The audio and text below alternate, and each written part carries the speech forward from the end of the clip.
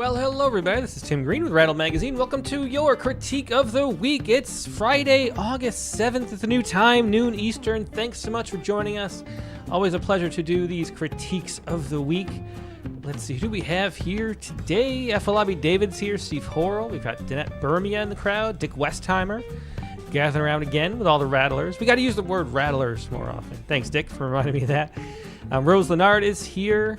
Darcy228. We got Tom Barlow, Mary Keating, Dr. Q in the house. Lorraine Yan is here from Nova Scotia. Great to see you. Lorraine's got 2 poems in the queue. Let's do those. Let me see if anybody else has said that yet. Okay. Carla L. Phillips is here.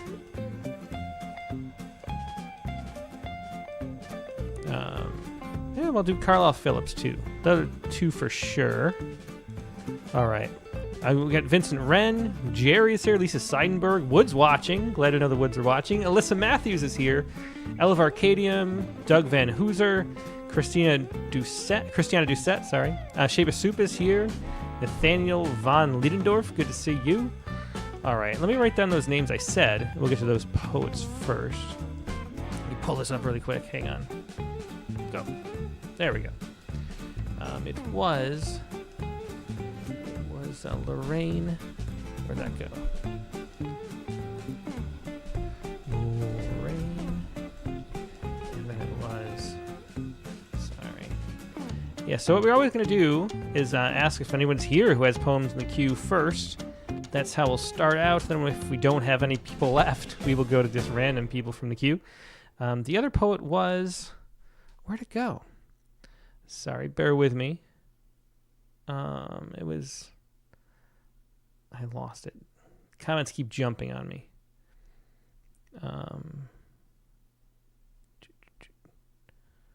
Where did it go?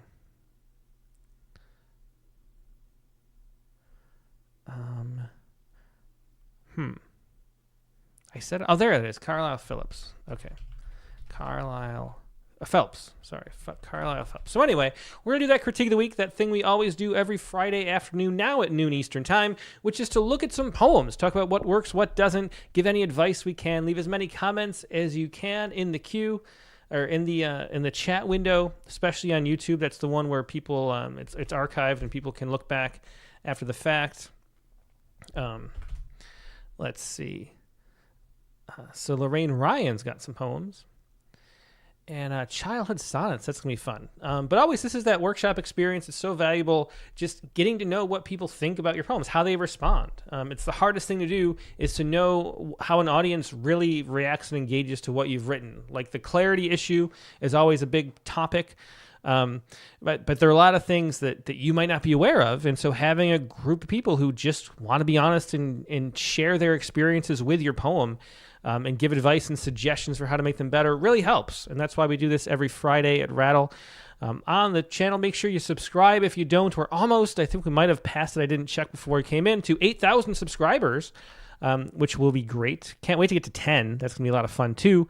But make sure you're subscribed. Make sure you click the like button if you enjoy this. And hopefully you participate and learn a lot, get better. We want better poems in the world. That is always our goal. All right. So let's look at this first poem. A pair of poems by Lorraine Ryan from Nova Scotia.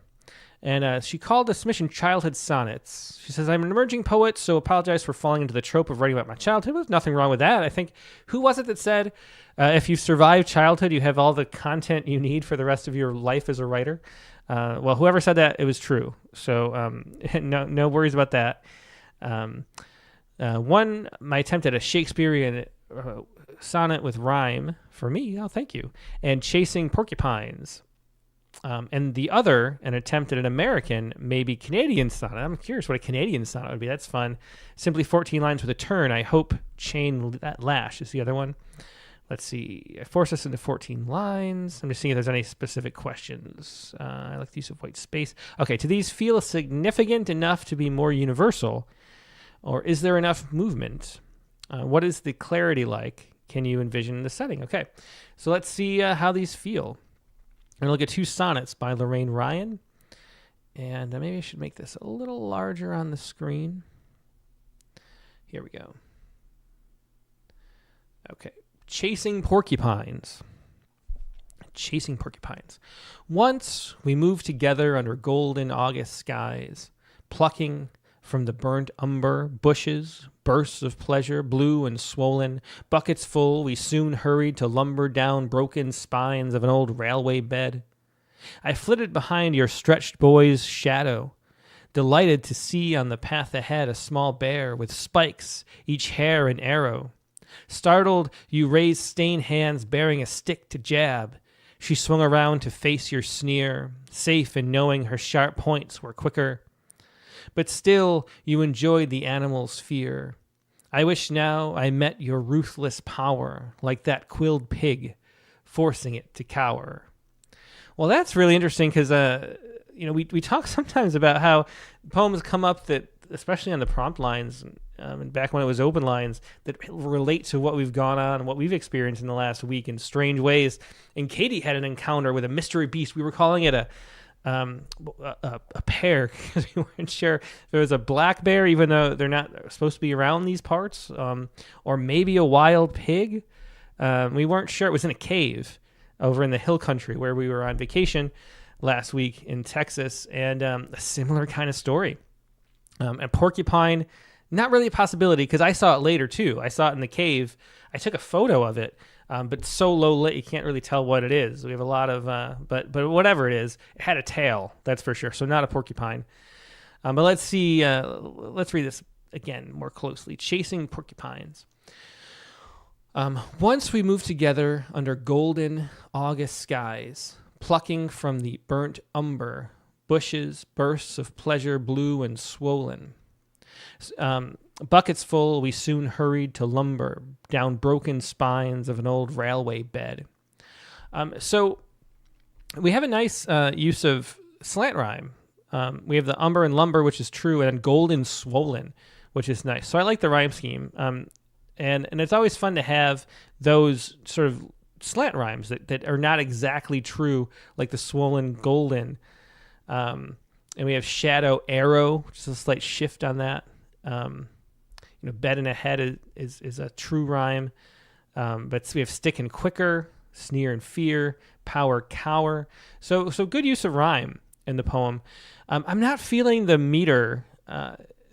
Once we moved together under golden, that's 5 beats. It feels more. I think as far as the meter goes, to me, it wasn't establishing a regular metrical pattern, other than the beats. Let's see. I wonder if. Yeah, Tom Barlow says the rhyme is nicely done, not forced at all. Once we moved together under golden, because you have the. I guess the thing about it, it feels, it's iambic, a lot of it, but we start out with this, and I'm always terrible at the words describing the different feet, but we end up with a feminine ending, as it's called, where we have the beat is here, and and the stress is on golden, or gold, and then end is an unstressed syllable, and we start with a stressed syllable. So it starts out in a meter that, it's normal to start out with or common to start out, and I can't remember what the word is, with a foot that's just one strong stress, and then end up with 5. But when you have a feminine ending at the end, as it's called, it makes the whole thing feel like it's trochaic, I guess is the word, but where the beat comes first, and not iambic. But then then it slips into iambic, and it just sort of, it doesn't establish the meter to me well enough to feel the meter. So I think that's spondy is the word. Thanks so much, Danette. Yeah, spondy. Yeah. And Lorraine says, I wonder if I'd reverse the iambic pentameter. Yeah, that's the problem. I think it goes sort of back and forth. So once we move together under golden, and those are the 5 beats, but those are all trochees and not iambs. But then August skies plucking from maybe is a whole thing trochaic? Bushes, bursts of pleasure, blue and swollen. Oh, maybe the whole thing is. Maybe I was just looking for, because everybody's using iambic so much. Down, but then the down broken spines of an old railway bed. I guess that's where it slips out of that. It just felt to me like you could feel the beats, but the actual feet were not consistent. And we talked about this, I think, with A.E. Stallings, maybe on the Poetry Space or maybe on the Rattlecast. It's hard to remember where's what. But there is sort of an 80-20 rule. It's the way our brains process things. We need enough to establish a pattern. And so having like 80% be in the same kind of foot allows occasional variations to feel nice, because we sort of have the established pattern and then we enjoy just neurologically breaking that pattern and not being completely regular. But you need to have 80% or so of the same amount at the same foot, the same type, in order to actually hear it. And I think that's one thing, just the meter, if it's going to be trochaic like that with the stress first, it's got to do it the whole time, or at least 80% of the time, and so it felt like it didn't stay consistent enough with me. It's just as far as the meter goes.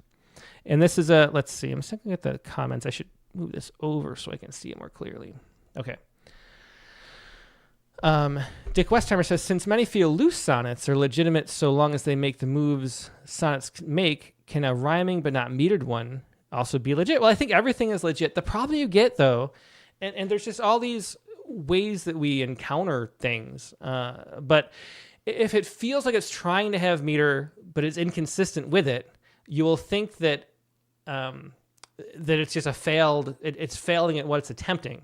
And that sort of diminishes the poem in your reaction to it. If it's clear that it doesn't have a meter and it just has the rhyme, I think that can work. But when you see the rhyme, you're sort of looking for I tend to be looking for the meter too. It just depends, I guess, on your audience. I'm not a huge fan of American sonnets. I'm always a little disappointed when there's not formal elements in it. Yeah. Dick says, well, legit is that it works as a sonnet in terms of movement and resolution. Yeah. Yeah. So Lorraine herself says, I agree with Tim's comments. I really want the music to be consistent. Yeah. And Chelsea's agreeing too. And Chelsea's our resident formalist. She's great at breaking down the meter. And it's just, I think it has to have enough. You have to establish a pattern before you can break it, is all. And it doesn't establish its pattern clearly enough. An iambic is such a regular foot for a sonnet. I mean, it's pretty much what 95% of sonnets you'll see are.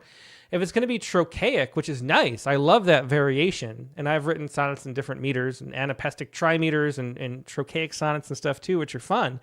But you have to be, I think, maybe even a little more consistent to let people know that you know what you're doing. Yeah. So anyway. So once we move together under golden August skies, plucking from the burnt umber is one with it. Plucking from the burnt umber. Those are both stressed to me. So that's the first place I start to question the meter, I guess. Like I was sort of fine when it was all trochaic there in the first line. But then I think there's just less leeway because it wasn't sort of a standard iambic. Then bushes, bursts of pleasure, blue and swollen. So that's still trochaic. Buckets full, we soon hurried to lumber. That sort of mixes up. Yeah. Olivia Zavala says, my first sonnet published was rhymed but not metered. I would go back and tighten the meter if I had the chance. Well, you do. You always edit it for the book or later, later publications. Yeah. And Sheba Soup says, if it works ultimately from a form as a perspective, not objective reality. Yeah. And that's true. I mean, it could work. But to me, I think it feels like it just gets too close to trying and not accomplishing something when it's off. And so there's another piece of advice also from A.E. Stallings, and there's a reason why she's the Oxford Professor of Poetry and is sort of the formal master of our age. But when she talks about syllabic poetry, I think that was an episode of Poetry Space maybe, but she tries to do an odd number of syllables in her syllabic poetry, because if there's an even number, readers tend to see the feet and think of it as metered that way, which sort of ruins the effect of the poem. So you really have to be aware of readers' expectations, also who your audience is, where you're publishing it. On the sort of total flip side, when we were talking to Matthew Buckley Smith, another great formal poet, on the Rattlecast after his chapbook came out, he has a lot of poems where he has the thing as a metered sonnet or whatever, and then breaks it into something that doesn't seem metered because he doesn't think a lot of publications like metrical poetry anyway, and they'd rather not know that it's metered and just say, oh, this is musical. And so he talked a little bit about that, about hiding the meter. And so there's that too. So, but anyway, if you submitted a poem to a place that wasn't interested and didn't really care much about metrics, then I think you'd have a lot more leeway. And if your audience of people, if it's in a book or most of the people who are reading your poems don't pay attention to meter much, you have a lot more leeway in that. But if you're giving it to an audience that reads a lot of meter, they're going to notice the meter being off where it's off. And so it sort of depends, what your position is.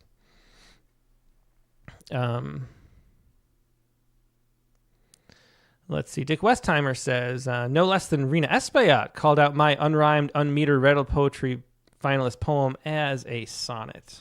Yeah.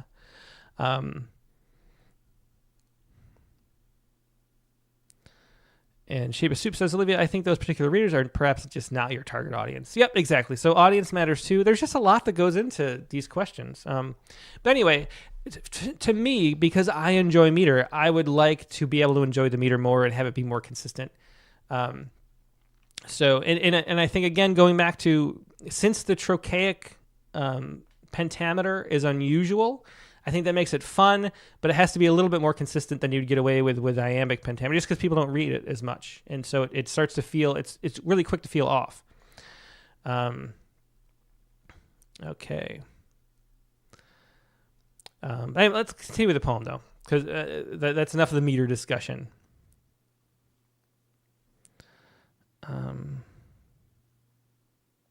Jerry says, on the other hand, I guess we're continuing, but Jerry says, on the other hand, unrhymed but metrical sonnets are perhaps more acceptable.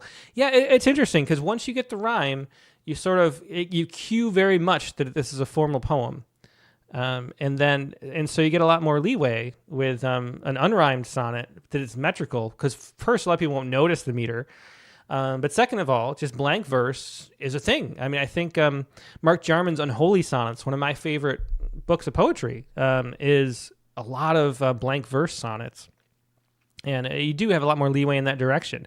But once you start having regular end rhyme, then you sort of cue the reader that this is supposed to be a traditional poem, especially if it's, a Shakespearean sonnet. Yeah. Okay. Yeah. And Tom Bartlett says the poet has the chops to write either forms or free verse. Yeah, I agree with that too. Let's keep going with the poem. So once we move together under golden August skies, plucking from the burnt umber bushes, bursts of pleasure, blue and swollen. I love that. I love the alliteration of that. It's just the right amount, and especially too, I love it when the the vocofricative or whatever it's called of the bursts of pleasure. It matches what's going on in the scene. So as the bushes are bursting with pleasure, it's bursting out of your mouth with those B's and P sounds. So bushes, bursts of pleasure, blue and swollen. Buckets full, and then we get the buckets, great sounds there. We soon hurried to lumber down broken spines of an old railway bed. That's a great phrase, too, the broken spines of an old railway bed. I flitted behind your sketched boy's shadow, delighted to see on the path ahead a small bear with spikes, each hair an arrow. So, the first phrase I think that throws me off a little bit is sketched boy's shadow. I had trouble sort of parsing that quickly enough while reading. I think it's describing the shadow as looking like it's sketched on the ground. I flitted behind your sketched boy's shadow. But I think maybe the problem is we don't know who the your is at the same time. Stretched boy's shadow. Oops, maybe I need glasses. I flitted behind your stretched boy's shadow. But I think it's the introduction of the your and the boy's shadow we don't know who the you is yet, so it jumps out quickly. Yeah.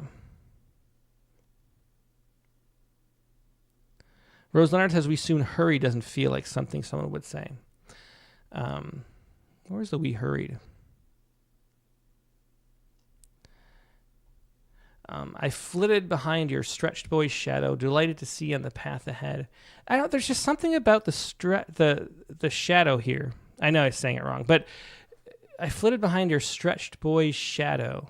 I think it's because who the you is. We moved together, so you start to wonder who the relationship of people and how many people are here all of a sudden. Like, it's a very quick shift in how much you have to process. We moved together in a golden August sky. So at first I would think it's just me and the boy, but then I flitted behind your stretched boy's shadow. It could be someone else's boy. Do you see the ambiguity here? It could be somebody else's boy because it's your boy, or it could be the one person I'm with is the boy and it's your shadow. And because and there's that ambiguity there, we have to sort of parse it out and figure out like which avenue we're going to go down for comprehending that. And I guess that's actually the problem with the line I'm trying to point out. And then Tambarla points out too, flitted and lumbered so close together is awkward. Yeah, they're sort of the opposite descriptions of things too. So this is a line I'd play with. I do love the shadow arrow rhyme, like I pointed out before. But this description here, I think, could have some improvement. And Olivia says, the shadow is stretched. It's late in the day. The problem is it takes too long to parse that, and it still leaves the ambiguity of how many people are actually in the scene. Yeah,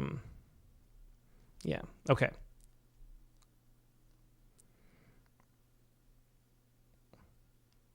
Lorraine says, tall brother, a great suggestion about changing it to So I guess maybe that's cleared up. Okay.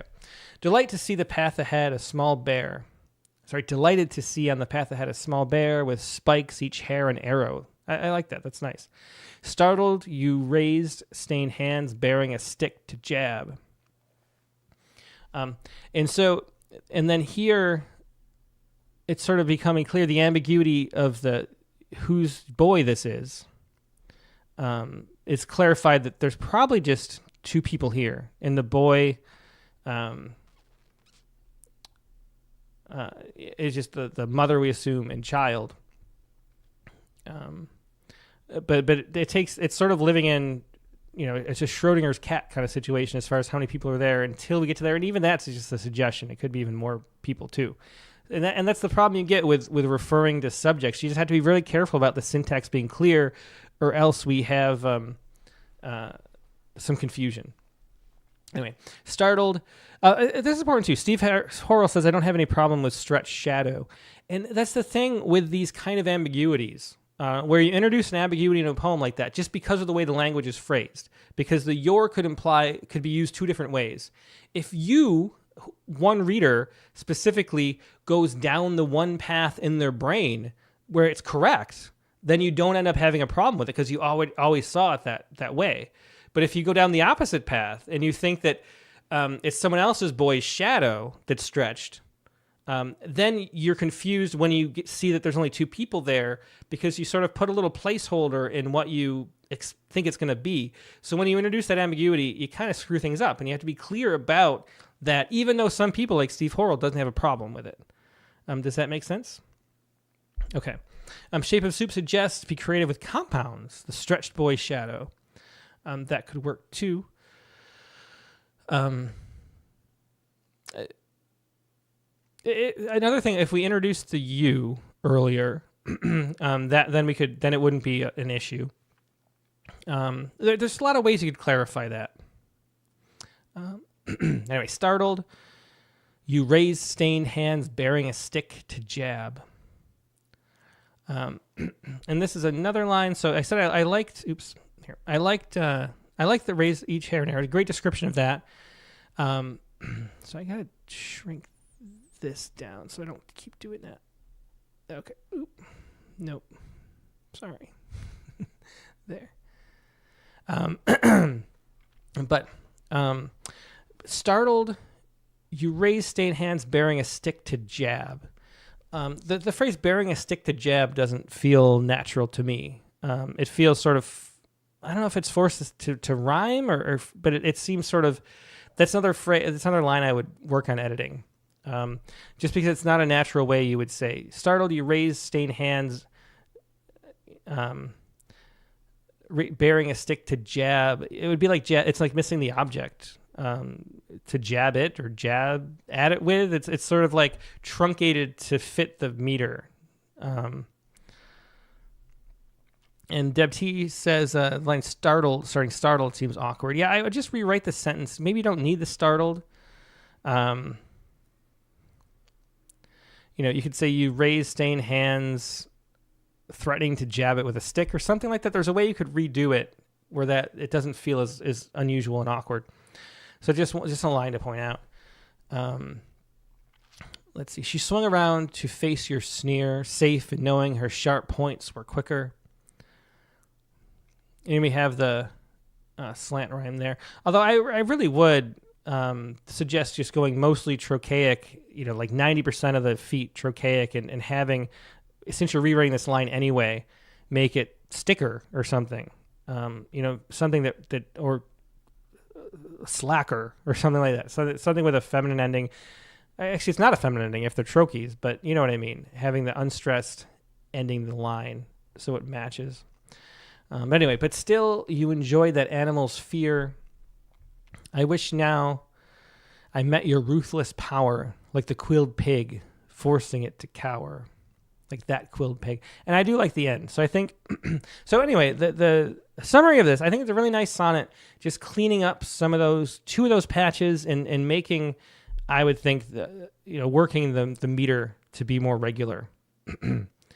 Rose Leonard says, I like the message of that last line.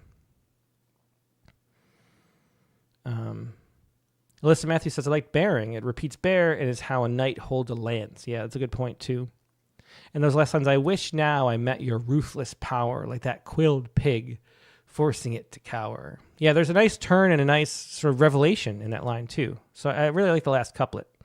So it's a sonnet that's really close to being there. I think it's just a little bit of cleaning up to do. Let's take a look at the other one, which is more of a American or Canadian sonnet, being from Nova Scotia, and very loose with the line length.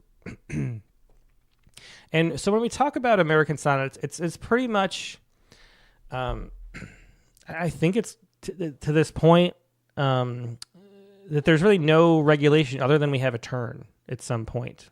And I think, and it's 14 lines. I think those are the only two rules of an American sonnet. I think Frank Sonnets by Diane Seuss sort of formalized the fact that you could do whatever you wanted as long as it's 14 lines. And so anyway, not that really labels matter either anyway. But anyway, within the lonely yard of this is Chain Lash. Within the lonely yard of my childhood, there was, for a short season, a rusted green swing. I would sit there beside a busy street with my legs daring to reach for more, knowing it was possible to memorize the tilt and lean of a measured extension beyond a white bank, a green trestle bridge and paper mill, pumping and pulling some early lessons in vanquishing height's hesitation, until the stretch further tried to bump me back, a lifting at the edges waking my rabbit heart, now darting within, bleeding, let go, and I returned to what was promised, secure, tied like the other poles to my proper place, this fear of being upended, learning, instead to seek the stunted safety of a balanced life, to no longer dream of places beyond legs, passions the color of blue skies and faith in winds to offer lift, left twirling in circles until, like the chain, I allow myself to twist into stillness. So Chain Lash. Yeah.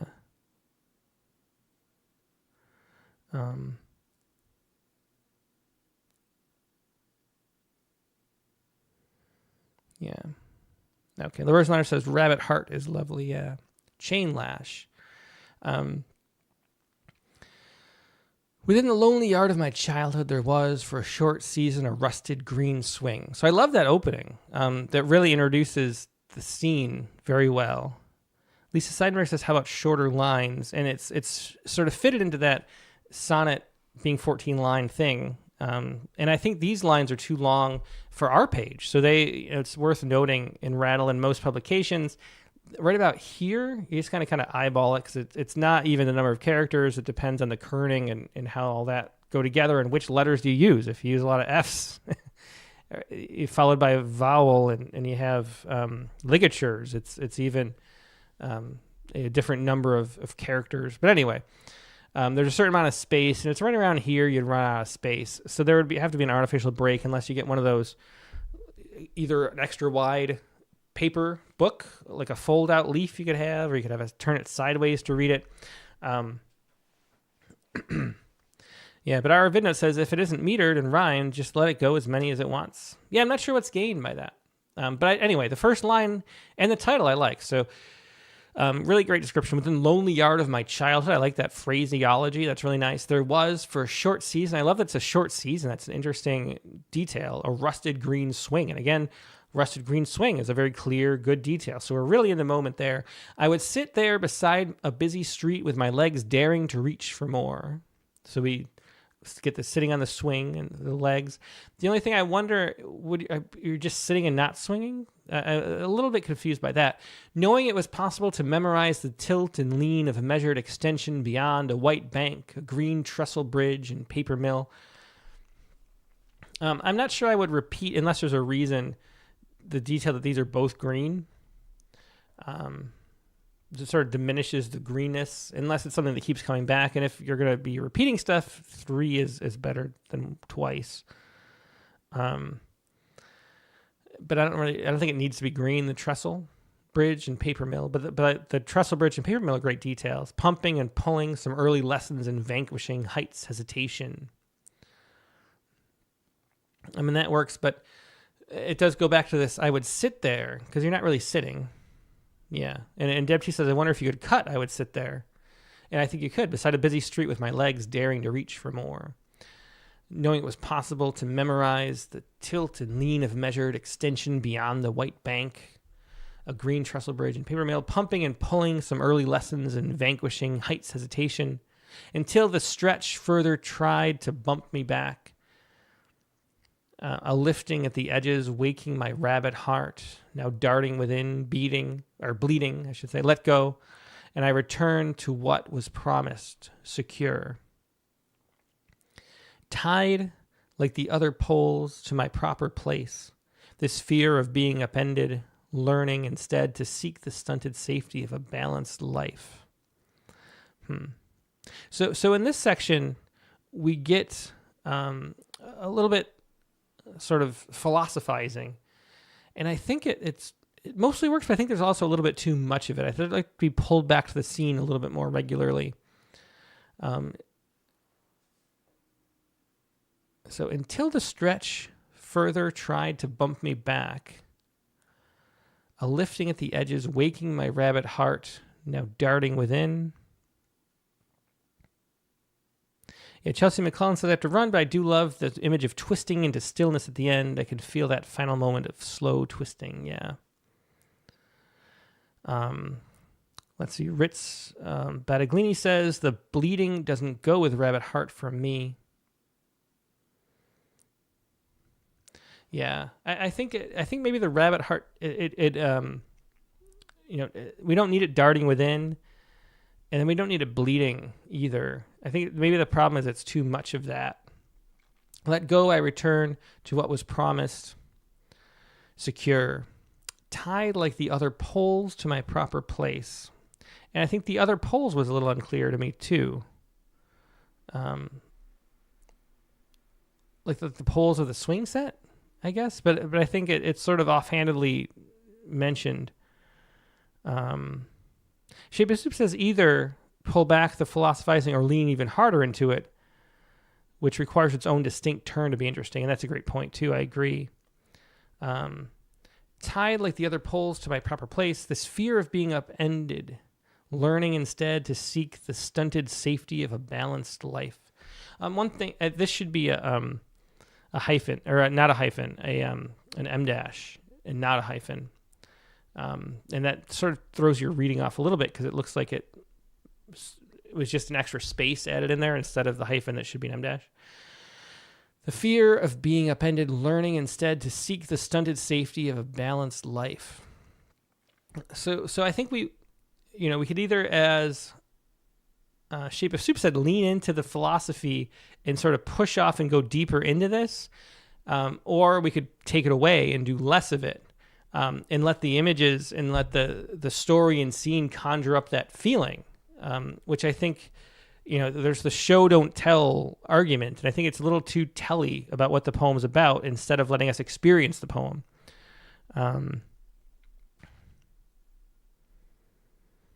Yeah. To no longer dream of places beyond legs, passions the color of blue skies, and faith in winds to offer lift, left twirling in circles until, like the chain, I allow myself to twist into stillness. And I agree with Chelsea, who had to leave but said, the ending is great, I allow myself to twist into stillness. Yeah, you can really feel that. So to me, I think it's just this section, it just gets too much into philosophizing, and we lose the sort of connection to the poem. Ritz Battaglini says, what does stunted safety mean? And that's sort of the issue. Like, we get into these phrases, I return to what was promised, secure, my proper place, and then stunted safety and a balanced life. Those are all sort of generalities and abstractions, and so we lose our real connection to the scene. Yeah, and so I think the poem sort of takes a missed turn here, and maybe we just cut a lot of this and pull some of these lines down from the top, and you can still get 14 lines going and have this sense be more shown than told. Nathaniel von Liedendorf says the poet's life will never have true safety, is a question. Yeah, and I guess that's what it's saying. It's a little unclear too.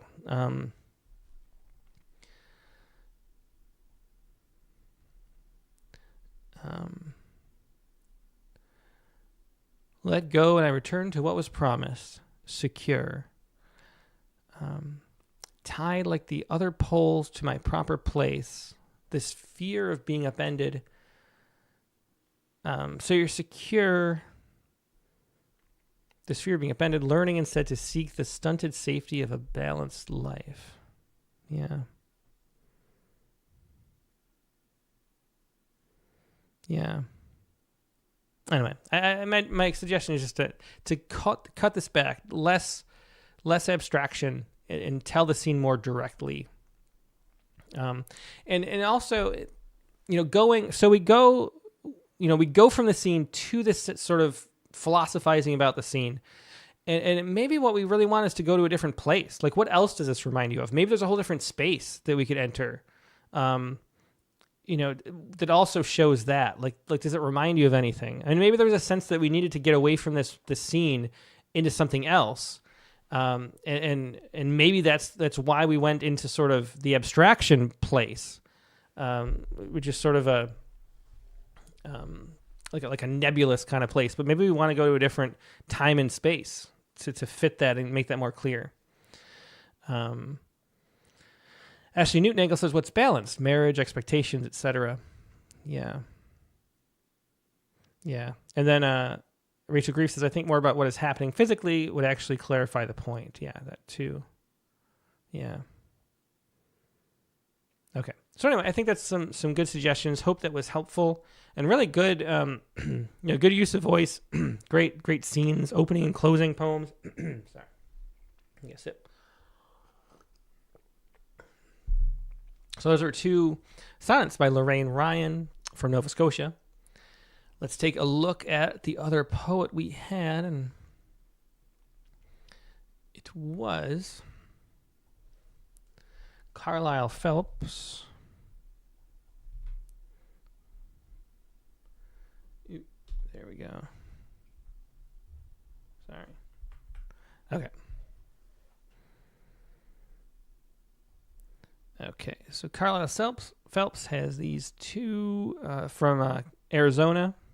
Let me look at some general questions. Anything? I don't have any questions. I would appreciate any suggestion, critiques, though. There you go. It's easy enough. The first one is Humboldt. It's a 2-pager.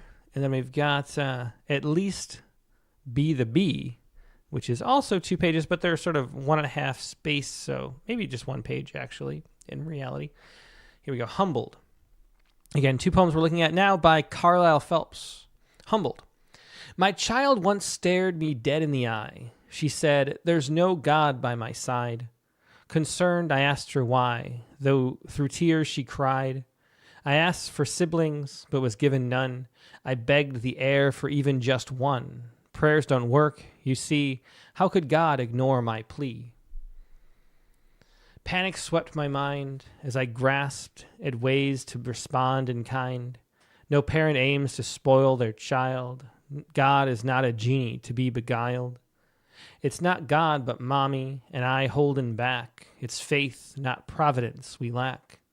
These excuses flipped from my lips like the pages from a well-worn script. Her tears dried up on her cheek. She walked away more indignant than meek, fists clenched down at her side, head bowed and resigned. Her words echoed in the silence. My words dulled in her absence. Alone I whispered this confession. If need be, let her have my place in heaven. You quelled her tears with idle talk. Her heart poured out, but was mocked. You dared ransom heaven? Shut your mouth. I humbled, not yet humble. Yeah, so Deb T says the main thing is writing to the rhyme. When you write rhyming poetry, you want to be using the rhyme as a tool to go surprising places and to access your subconscious. And the problem is when you write toward the first rhyme that you think of, you go to the expected place and not the surprising place. And the real power of writing formal poetry is to distract your conscious mind, distract that first thought. And then surprising things emerge out of your unconscious mind. And that's really the source of poetry. So if you talk to poets who write in meter and rhyme all the time, they have trouble writing free verse because there's too much open ending. There's no guide for where to surprise myself to go. They're using it as a tool toward surprise. And the problem here is that it's the opposite. It's going the place you expect and writing toward that. Which sort of fills in, and really, if you think about it, it's almost more of a large language model way of processing a poem when you do that. If you look at the structure of poems like these, it's often like those AI poems that sort of go the expected place and don't have that sort of human surprise going on. Woods watching, that's a great question. I'm glad you asked. Says, I'm newer to poetry. Can someone describe what you mean by turn? Thanks. Yeah, so a poem is a tool for transformation. It's like a magic spell that where something happens. And so in order to do that, you have to be transformed, you have to go from one place, one state, one thought, one idea to another. Something has to shift. Something has to change in the poem, or else it's just sitting in the same spot and it doesn't do anything. A poem actually does something. It's a tool for understanding and recognizing, for comprehending what we apprehend, to use the McGilchrist terminology like that. But we have to go somewhere. It can't start in the same place it ends, or else it's not a journey, to put it another way. And so a turn, what we mean is, and it's a feature of a sonnet. Usually it comes in a sonnet around line 8 or 9, where, and more formally in some cases, but that's where there's a sharp sudden turn. Like you set up, it's almost like a setup and punchline. There's that where there's a twist where suddenly we're not where we thought we were. And so when that happens suddenly, we call it a turn in poetry. and sort of poetry always has to turn. It can be a sharp, sudden turn like that, or it can be like a gradual, suddenly. But we have to end up somewhere we're different than we started, or else there's no surprise, there's no journey, there's nothing that we learn from that. We're just in the same space that we started in. So that's what we're talking about here.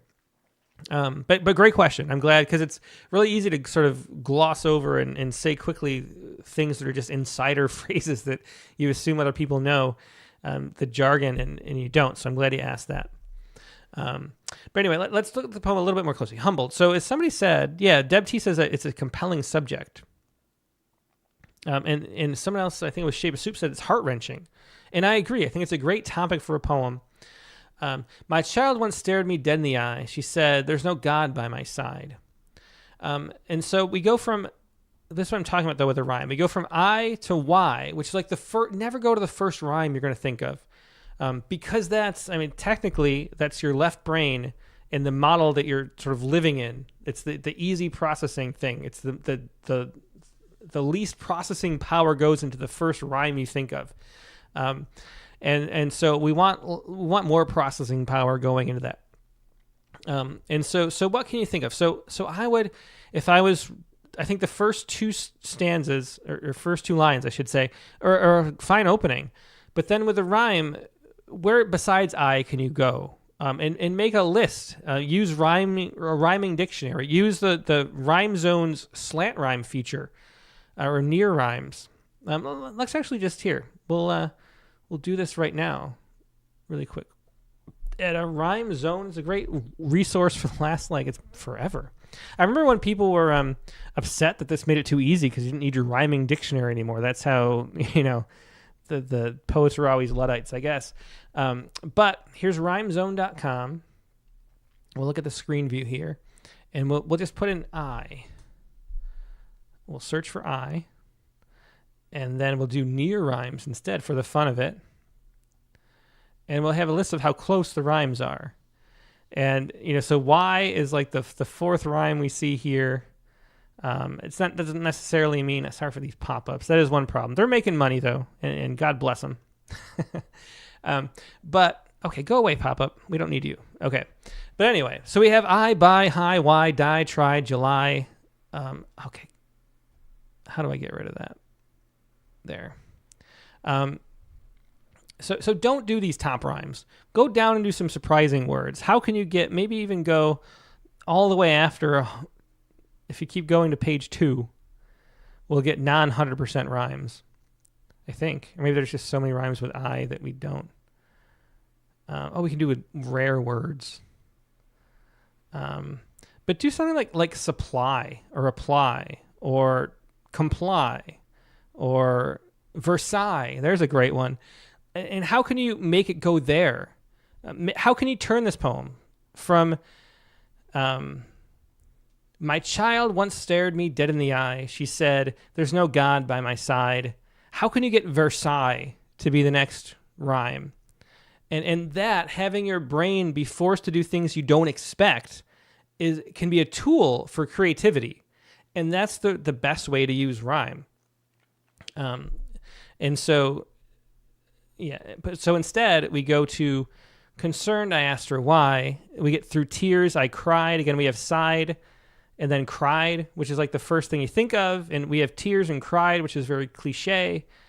So you can see it's just a perfect example of why going to the first rhyme you think of is never something you want to do. You want to go to like the fifth rhyme you can think of, and then try to get the poem to go there and see how you can surprise yourself by doing that. Yeah.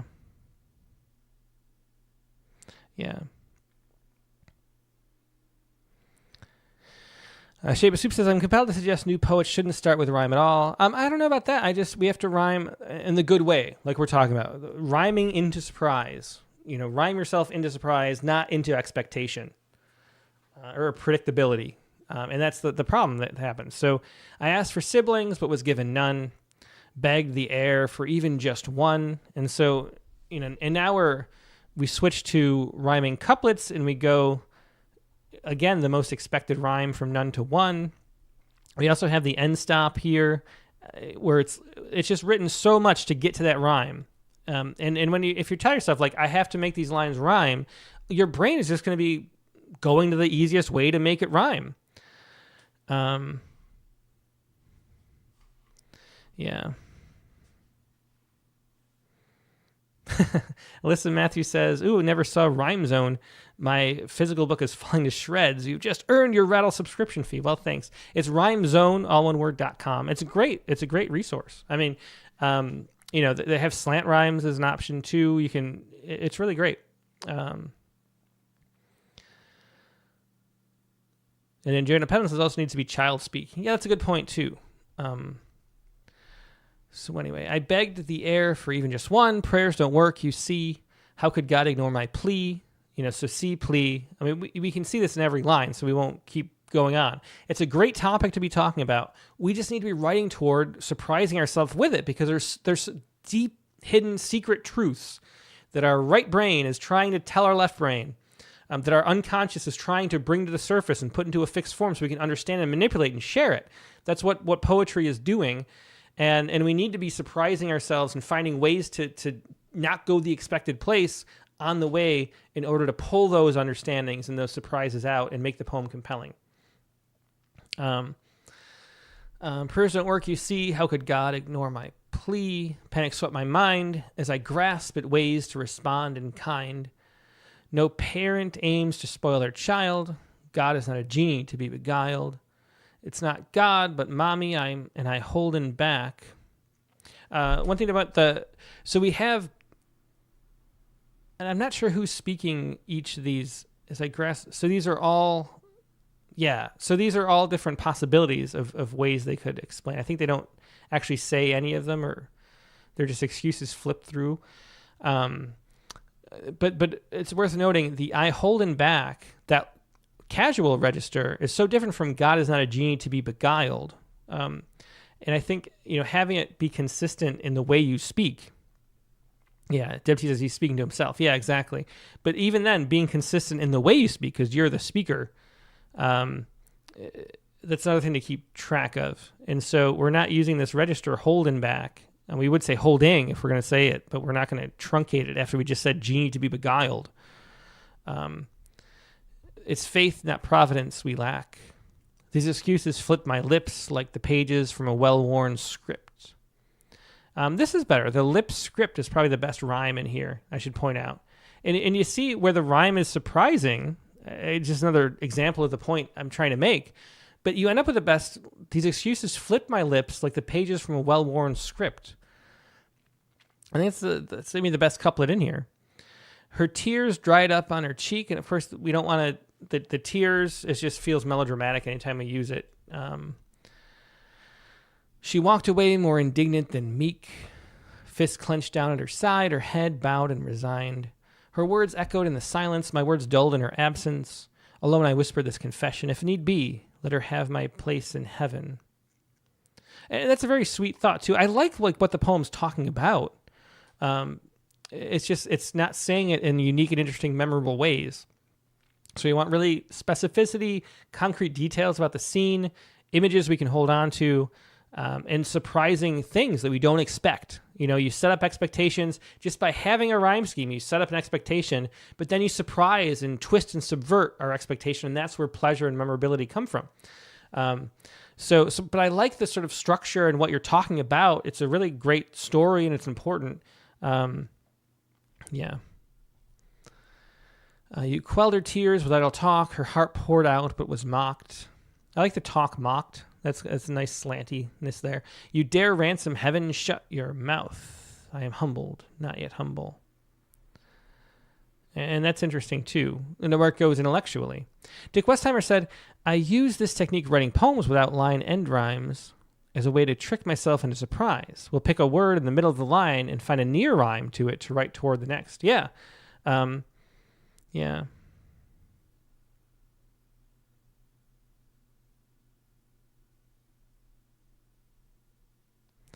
And Shape of Soup says, by the way, one actually useful way to use AI for poetry is to ask it to interpret your poem.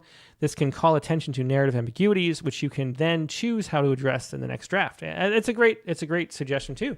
There are a lot. I mean, everybody is very phobic about AI in the same way they were, hated Rhyme Zone rhyming dictionary because it would, make your rhyming dictionary obsolete, or even the fact that you were looking at a rhyming dictionary, I think at one point was sort of a secret that nobody wanted to admit to if you were a formal poet, that you were using that to inspire you. But they're great uses for AI. And one of the things is AI is an amazing reader of your poems. And if you put them in and ask them to explain it, it does a great job at understanding what you're trying to say, and having an interpretation that is like what people will interpret it as, and tell you where things stray, what holes in the plot are happening. And you can use it for that use very much. So I agree with Shape of Soup there. And there's there's a lot of, rightly so, because there's all the fake writing is awful and takes away the soul of making art. And we don't want to use it to generate things for us, because that just, it stupefies us and soul sucks us. But they're actually great uses, and it's better for research because it's interactive than Wikipedia or Google. Anyway, there are a lot of good uses for AI. So don't ignore the good uses just because there's bad uses. Let's take a look really quickly at the other poem, and we'll see if it's the same kind of thing. We'll just be quick about it. Oop, hang on. Let me refresh this.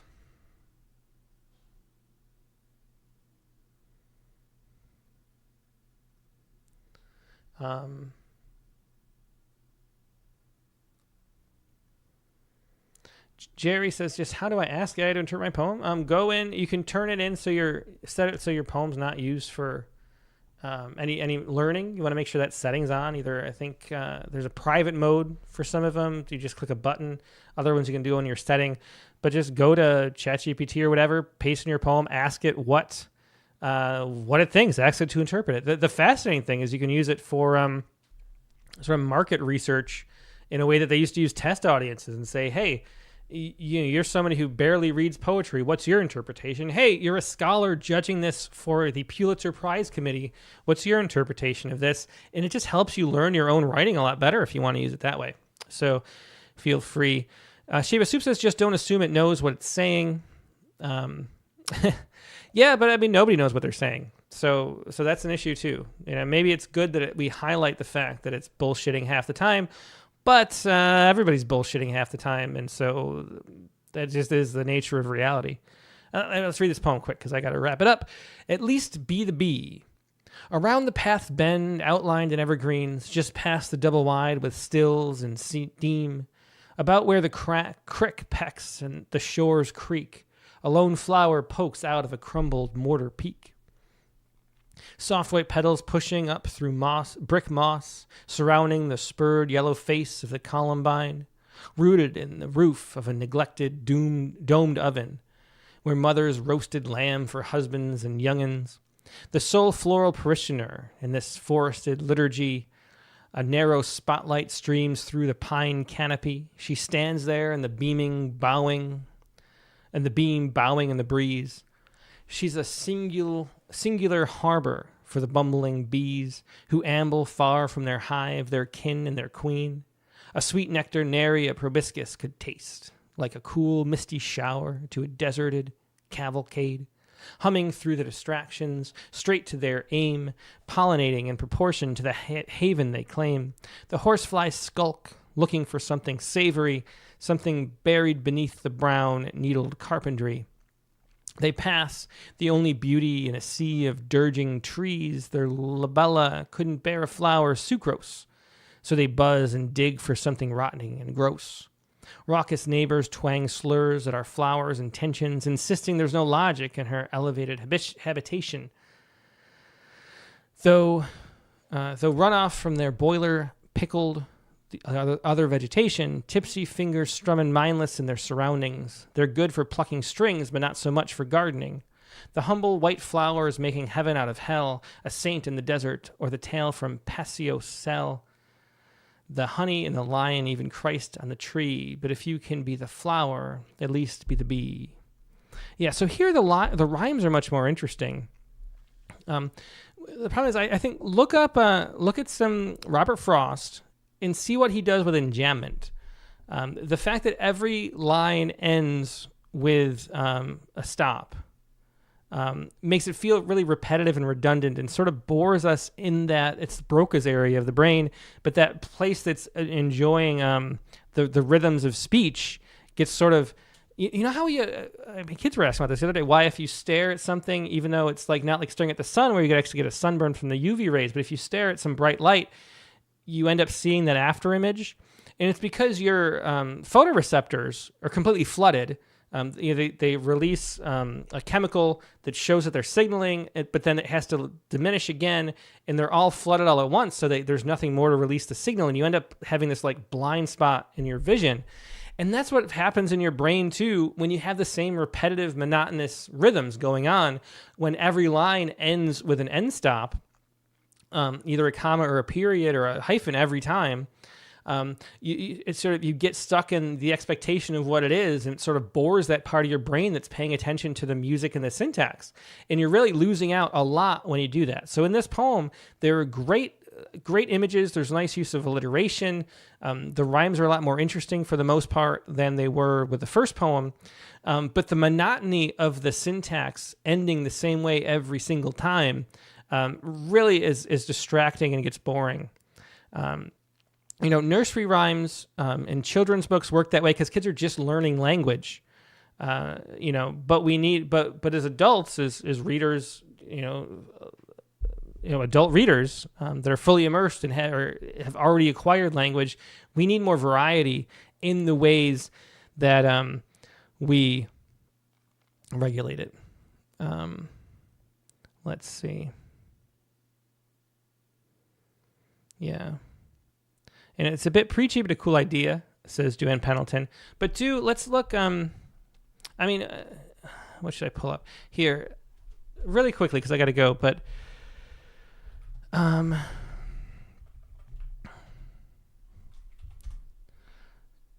is this rhyme? I think we'll do To Earthward here. Love at the lips was touch as sweet as I could bear, and once that seemed too much. I lived on air that crossed me from sweet things, the flow of, was it musk, from hidden grapevine springs downhill at dusk? Do you see how that flows and moves and stops in the middle and varies even as the regularity of the meter and rhyme?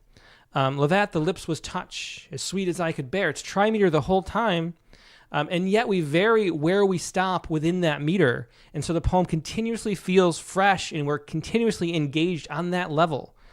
And that's why it's really important to not end stop all the time on the same places, because it gets monotonous. It's like our photoreceptors are burned out, except it's the syntax receptors, which has its own little area in the brain. And so look at how he does this. I had the swirl and ache from sprays of honeysuckle that when they're gathered shake dew on the knuckle. So here he has one whole thing. One whole sentence is in that trimetric quatrain. But then the next one, I crave strong sweets, but those seemed strong when I was young.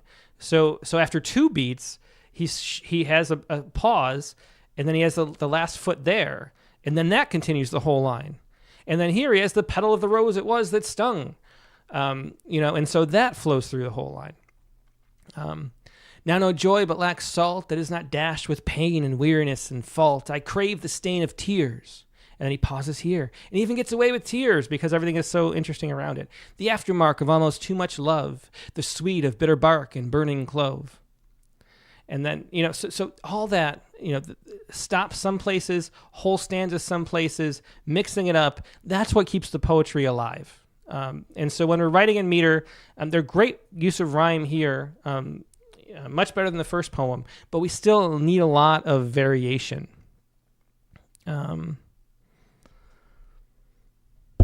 Okay. So anyway, that's going to wrap it up. Thanks, everybody, for participating. Hope this was helpful. Thanks, that was Carlisle Phelps sharing those poems. At least Be the Bee, and the last one, Humbled. Thanks for sharing those. Great discussion. Hope people will learn something from it. And that's going to wrap up our show for today. Now, coming up, we're back with the Rattlecast. We're back from our 1-week vacation. We went to a ranch in Texas with the kids. It was a lot of fun. Saw that bear pig or whatever it was. I actually think it might have been a binturong. Look up a binturong. I think it might have been an escaped binturong from an exotic place, because there are a lot of weird exotic animals in that area. It's totally possible. But anyway, coming up on the Rattlecast is going to be everybody's friend, Hemant Malik. That's really exciting. Hemant hasn't been able to watch the shows live since she moved to Sundays, unfortunately, but she is a fixture. She's in Australia, so it's a rough time. But Hemant is a great member of our community, and she has this book, Shelf Life. Many of the poems are prompt poems, including Shelf Life, I believe, the title poem, which we nominated for a Pushcart Prize. We love it so much. Published in Rattle number 88, maybe? 86? I don't know. But her book, Shelf Life, is just out, and really looking forward to getting to know Hemant even better, more intimately, and looking at her book more closely. It's a beautiful book. Looking forward to sharing that. The prompt for this week, and good luck with this, was to write a contemporary epic poem. And so if you look at our Instagram, make sure you follow us on Instagram. Facebook is too, we posted it there. But Katie made a slideshow kind of thing describing what a epic poem is, what the features are. How to make a contemporary epic is an interesting question. However you go about it, feel free to go about it. But that's going to be the prompt for this week. Now, the submissions are closed until Sunday because we're still reading last month, or Katie is still reading last month's submissions. But Sunday morning, those submissions will open again. Submit your epic poem for a chance to share it on the Rattlecast with Hemant Malik. That's Rattlecast number 353, Monday, August 10th, the regular time, 8 p.m. Eastern, 5 p.m. Pacific. Hope to see you there. Hope you have a great weekend in the meantime. Goodbye.